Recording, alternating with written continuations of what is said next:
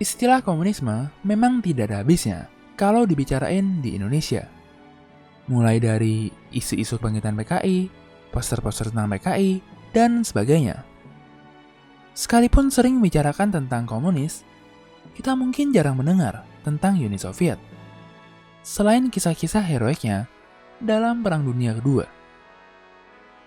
Uni Soviet merupakan negara komunis pertama yang berhasil muncul sebagai negara adidaya setelah berakhirnya Perang Dunia Kedua.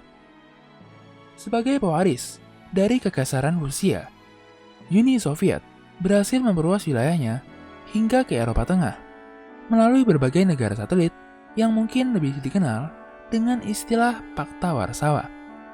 Uni Soviet sangat terkenal akan kemajuannya dalam bidang teknologi dan militer, khususnya mengenai teknologi roket.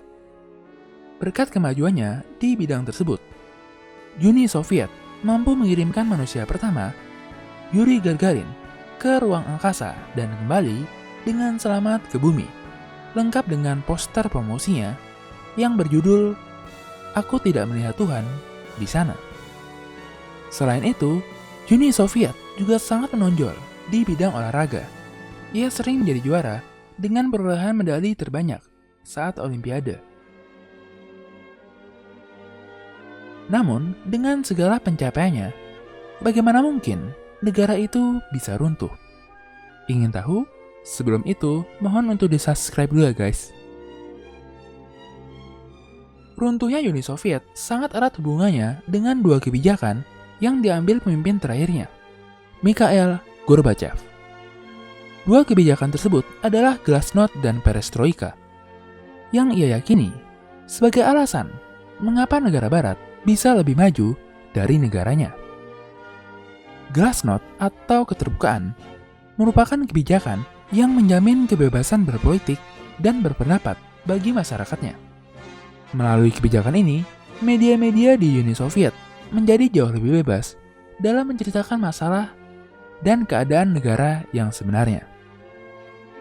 Sedangkan perestroika atau restrukturisasi merupakan kebijakan yang bertujuan untuk mengubah sistem ekonomi Soviet dari ekonomi terpimpin menjadi ekonomi pasar, atau setidaknya campuran.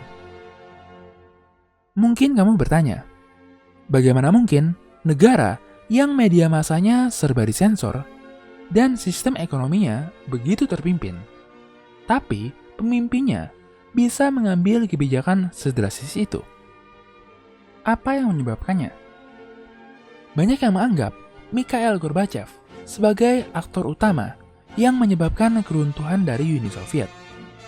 Sekalipun perkataan itu tidak sepenuhnya salah, namun ada hal-hal lain yang harus kita bahas terlebih dahulu. Seperti, siapakah Gorbachev? Apakah ia seorang yang berprestasi atau seorang yang hanya mengandalkan koneksi? Bagaimana keadaan Uni Soviet ketika ia dipilih sebagai seorang pemimpin? Dan tentunya, mengapa ia mengambil kebijakan tersebut? Berbagai pertanyaan ini akan membantu kita dalam melihat gambaran besar dari kejatuhan Uni Soviet. Dengan mempelajarinya, kita tentu dapat mengambil hikmatnya untuk diterapkan dalam kehidupan kita masing-masing. Mikhail Gorbachev bukanlah seorang pemimpin yang bodoh. Sejak masa mudanya, ia adalah seorang yang berbakat dan berwawasan luas. Di usianya yang baru 16 tahun, pertanian kolektif yang dikelolanya berhasil melebihi target yang diminta oleh negara. Untuk itu, ia mendapat penghargaan. Setelah lulus dari SMA dengan nilai yang gemilang, ia mendapat beasiswa di Universitas Moskow. Berkat pencapaiannya di bidang pertanian, Gorbachev semakin dipercaya oleh pemerintah. Sehingga baik koneksi maupun karirnya meningkat dengan pesat. Sekalipun demikian, ketika ia menjabat sebagai pemimpin Uni Soviet, ia semakin melihat bagaimana negaranya begitu tertinggal jika dibandingkan dengan negara-negara barat. Baginya, hal ini tidak terlepas dari adanya korupsi dan berbagai kebijakan yang salah dari para pemimpin sebelumnya, seperti dengan melakukan intervensi militer di Afghanistan, maupun program-program militer yang sangat menghabiskan anggaran negara. Berbagai kebijakan tersebut membuat Uni Soviet gagal menggunakan anggaran yang ada dengan maksimal. Alhasil, kondisi ekonomi Soviet semakin tertinggal dengan negara-negara barat.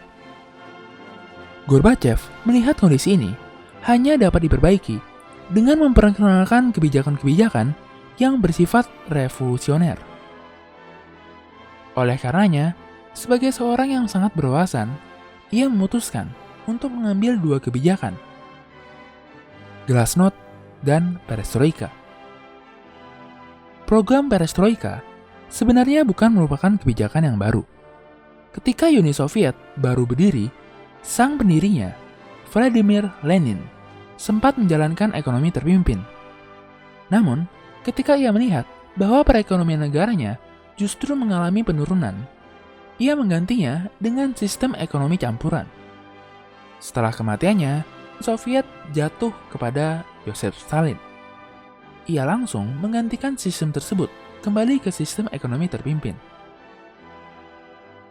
Sistem itu terus berjalan hingga saat Gorbachev terpilih menjadi pemimpin dari Uni Soviet.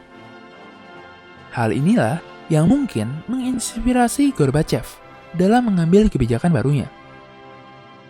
Dengan keterbukaan media atau Glasnost, ia percaya dapat memaksa para pemerintah Uni Soviet untuk bekerja dengan lebih baik, lebih efisien, sekaligus dapat menekan tingkat korupsi. Mereka yang bekerja dengan baik akan semakin dihargai dengan liputan media, sedangkan mereka yang tidak bekerja dengan baik atau bahkan korupsi akan dihukum dengan media, sebelum dihukum dengan hukum yang berlaku. Sekalipun demikian, nampaknya ada harga yang harus dibayar dalam menjalankan kebijakan-kebijakan tersebut, yaitu kepercayaan rakyat, mata uang yang sangat penting bagi setiap pemerintah. Hal ini bahkan diperburuk dengan insiden bencana Chernobyl, yang merupakan kecelakaan reaktor nuklir terburuk dalam sejarah manusia. Ketidakmampuan Uni Soviet dalam mencegah insiden tersebut, sekaligus lambatnya penanganan, membuat nama Uni Soviet tercoreng baik di dalam negeri maupun internasional. Namun, bagaimana Gorbachev harus mengatasinya? Apakah harus mencoret kembali program keterbukaannya? Gorbachev mungkin merasa hal ini merupakan ujian bagi kesungguhan pemerintahannya dalam menjalankan kebijakan demi kebijakan. Ia percaya modernisasi memang membutuhkan proses dalam mencapainya. Ia mengingat bagaimana pemimpin Rusia yang dikenal dengan nama Peter the Great berhasil membawa modernisasi bagi Rusia dan mengejar ketertinggalannya dari Barat. Keadaan ekonomi Soviet yang semakin memburuk memaksanya untuk memotong anggaran yang tidak terlalu penting atau diperlukan. Dari berbagai bidang, yang dipilih oleh Gorbachev adalah militer, KGB, dan subsidi untuk negara Pakta Warsawa. Oleh karenanya, kita bisa melihat bagaimana setelah kepemimpinannya, Soviet mulai mengurangi jumlah senjata nuklir beserta infrastrukturnya. Sekalipun terdengar indah dan mengejar perdamaian, pada dasarnya kebijakan tersebut merupakan bagian dari pemotongan anggaran militer, khususnya dalam bidang perlombaan senjata dengan negara barat yang sangat memboroskan anggaran dari Uni Soviet. Gorbachev bahkan melangkah lebih jauh lagi dengan memberikan kebebasan yang lebih luas bagi negara-negara satelit di Uni Soviet, mirip seperti kebijakan otonomi daerah di Indonesia. Kebijakan otonomi atau non-intervensi inilah yang pada akhirnya mengakibatkan peristiwa runtuhnya tembok Berlin. Keputusan untuk tidak mengintervensi peristiwa runtuhnya tembok Berlin, padahal terdapat 300.000 tentara Uni Soviet yang ditempatkan di Jerman Timur, membuktikan pendiriannya. Walaupun kejadian itu tentu sangat memberatkannya. Gorbachev pasti bermaksud baik dalam menjalankan berbagai kebijakan dan reformasi bagi Uni Soviet. Namun, pada tanggal 25 Desember 1991, segala keputusan yang diambilnya justru membawa Uni Soviet, negara tempat kelahirannya, runtuh setelah 74 tahun berdiri. Bagaimana pendapatmu tentangnya? Apakah ia seorang pahlawan atau seorang pengkhianat besar bagi negaranya? Namun, sebelum kamu berkomentar, kami ingin menceritakan bagaimana peristiwa serupa seakan pernah dialami oleh Indonesia, yaitu pada tahun 1999 saat Timur Timur melepaskan diri. Saat itu, Gorbachev Indonesia, Presiden Habibie dengan berat hati setuju Timur Timur merdeka dari Indonesia. Kebijakan yang diambilnya seakan membuat Indonesia diejek di kalangan internasional dengan menyatakan bahwa Indonesia hanya pandai berbicara, kemerdekaan adalah hak segala bangsa. Padahal mereka sendiri juga menjajah bangsa dan negara lain. Namun, bagi kami, keputusan non-intervensi yang diambil oleh pemerintahan Presiden Habibie, khususnya setelah referendum itu terjadi, justru menunjukkan bagaimana Indonesia berusaha untuk melaksanakan amanat yang tertuang dalam Undang-Undang Dasar 1945 yang menyatakan bahwa sesungguhnya kemerdekaan itu adalah hak segala bangsa, dan oleh sebab itu, maka penjajahan di atas dunia harus dihapuskan karena tidak sesuai dengan pri kemanusiaan dan pri keadilan. Jadi, bagaimana komentarmu atas semua kejadian ini? Kami sangat ingin melihat komentar-komentarmu di kolom komentar. Hai, bantu kami dalam memproduksi lebih banyak konten sejarah dengan mengklik tombol subscribe. Dan jangan ragu untuk memberikan saran, komentar, atau pertanyaan. Terima kasih.